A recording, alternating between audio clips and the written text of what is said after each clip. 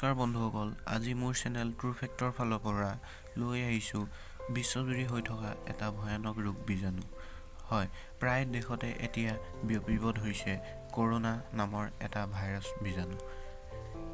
ভিডিঅ'টি থাম্বনেইলত দেখি আপোনালোকে গম পাইছে চাগে এই ভিডিঅ'টিত আজি কি দেখুওৱা হ'ব, কিন্তু তথাপিও এই ভাইৰাছত আক্ৰান্ত হ'লে কেনেধৰণৰ লক্ষণে দেখা দিয়ে, প্ৰথমে ইয়াক ক'ত ধৰা পেলাইছিল, এই ভাইৰাছৰ পৰা হাত সাৰি থাকিবলৈ আপুনি কি কৰিব লাগিব, অসমত ইয়াৰ প্ৰভাৱ পৰিছে নেকি, ভাৰতৰ কোন কোন ঠাইত ইয়াৰ প্ৰভাৱ পৰা দেখা গৈছে আদি জানিব খুজিলে ভিডিঅ'টি সম্পূৰ্ণকৈ চাওক।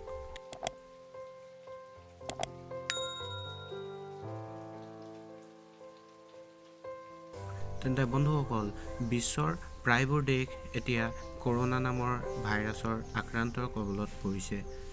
প্ৰথমে কৰোনা নামৰ ভাইৰাছটোনো কি আমি জানি লওঁ।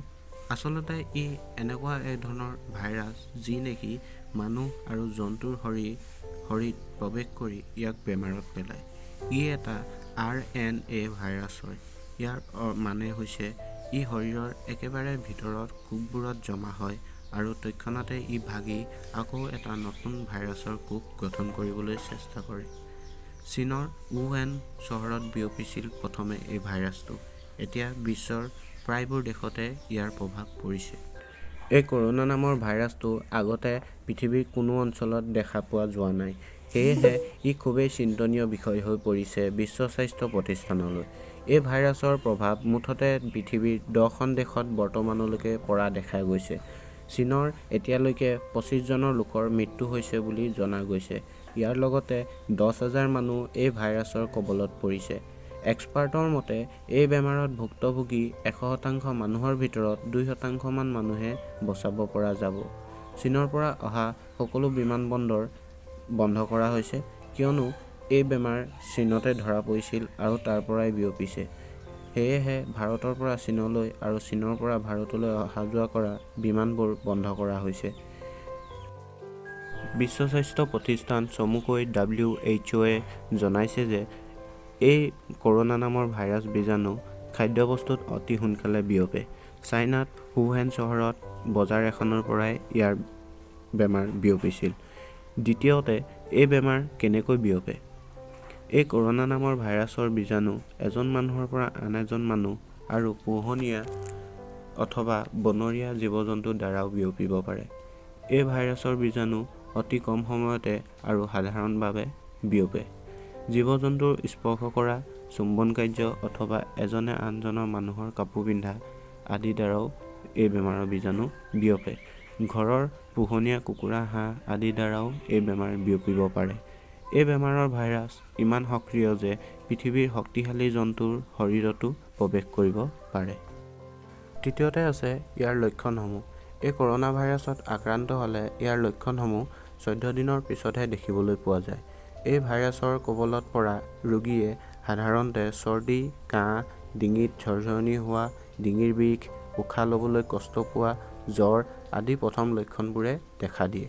ইয়াৰ ফলত ৰোগীটোৰ নিউমোনিয়া হ'ব পাৰে আৰু লগতে শৰীৰৰ কিডনি নষ্ট কৰি তোলে।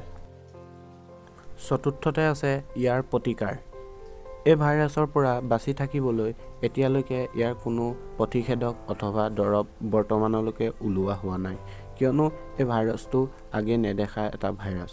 তথাপিও ইয়াৰ পৰা বাচি থাকিবলৈ স্বাস্থ্য মন্ত্ৰালয়ে কিছুমান নিৰ্দেশনা জাৰি কৰিছে। তাৰ ভিতৰত আপুনি ল'ব লগা সাৱধানতাবোৰ হৈছে, যেতিয়া আপুনি হাত ধুৱে তেতিয়া ভালদৰে চাবোন মাৰি ধুব, নতুবা বীজাণুষেধক হেণ্ড ৰব ব্যৱহাৰ কৰিব। কাহোঁতে বা হাঁচিয়াওঁতে ৰুমাল ব্যৱহাৰ কৰিব আৰু যিবোৰ ব্যক্তিৰ আগতে কোল্ড নতুবা ফ্লু ভাইৰাছত আক্ৰান্ত আছিল তেওঁলোকৰ পৰা দূৰত থকাটো অতি আৱশ্যক। খোৱা খাদ্যবোৰৰ ভিতৰত যেনে মাছ আৰু কণী সাধাৰণতে খোৱাটো কম কৰক। এই দুবিধ খাদ্যতে কৰোনা ভাইৰাছ বেছিকৈ বিয়পিছে বুলি পৰিলক্ষিত হৈছে। কণী খালে সম্পূৰ্ণভাৱে বইল কৰি খাব পাৰে। জীৱ-জন্তু আদিৰ পৰা আঁতৰি থকাটো বাঞ্ছনীয়। পঞ্চমতে আছে অসমত ইয়াৰ প্ৰভাৱ। বৰ্তমানলৈকে অসমত ইয়াৰ প্ৰভাৱ পৰা নাই যদিও তেনে নহয় যে ইয়াৰ প্ৰভাৱ নপৰিব। ই জীৱ-জন্তু আৰু মানুহৰ দ্বাৰা বিয়পা ৰোগ। গতিকে সকলোৱে সাৱধানতা মানি চলাটো অতি দৰকাৰী।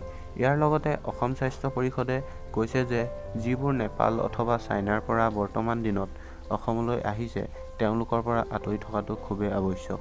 তথাপিও তেনে ব্যক্তিক বিমানবন্দৰত আটক কৰি চিকিৎসা কৰোৱা হৈছে। ভাৰতত প্ৰথমতে কেৰালা ৰাজ্যত এই বেমাৰৰ বীজাণু পোৱা গৈছে। কেৰালাত আক্ৰান্ত হোৱা ৰোগীজন কেইদিনমান আগতে চীনৰ ৱুহান ইউনিভাৰ্চিটিৰ পৰা অহা এজন ছাত্ৰ। বৰ্তমান তেওঁ সুস্বাস্থ্য হৈ উঠিছে কিয়নো তাত ইয়াৰ প্ৰতিষেধক আৱিষ্কাৰ হৈছে যেন বুলি জানিব পৰা গৈছে। ত্ৰিপুৰাৰ এজন মানুহৰ বৰ্তমান মৃত্যু হৈছে বুলি জানিব পৰা গৈছে। ধন্যবাদ বন্ধুসকল ভিডিঅ'টি সম্পূৰ্ণ চোৱাৰ বাবে। Thanks for watching. Don't forget to like the video.